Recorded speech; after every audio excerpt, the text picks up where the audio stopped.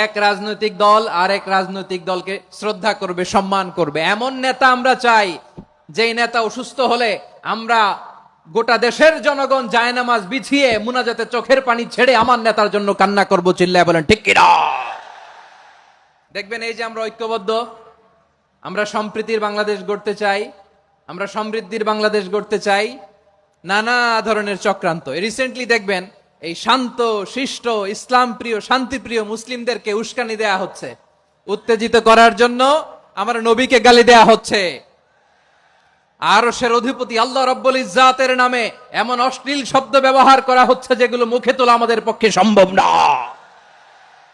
যারা আল্লাহ রাসূল সাল্লাল্লাহু আলাইহি ওয়াসাল্লামের সম্মানকে খাটো করে, আল্লাহ এবং আল্লাহর রাসূলকে নিয়ে কটূক্তি করে, অবমাননা করে, শব্দ ব্যবহার করে, অশ্লীল শব্দ ব্যবহার করে, তাদের ব্যাপারে আমরা সর্বোচ্চ শাস্তি কামনা করি।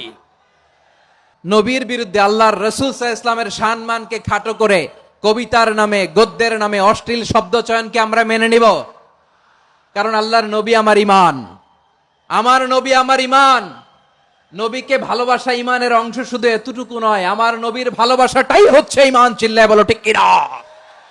ফিদাকা আবি ওয়া উম্মি ওয়া নাফসি ওয়া রূহি ইয়া রাসূলুল্লাহ। আমরা আমাদের প্রিয় নবীর জন্য জীবন বিলিয়ে দিতে রাজি, চিল্লায় বলেন ঠিক কিনা।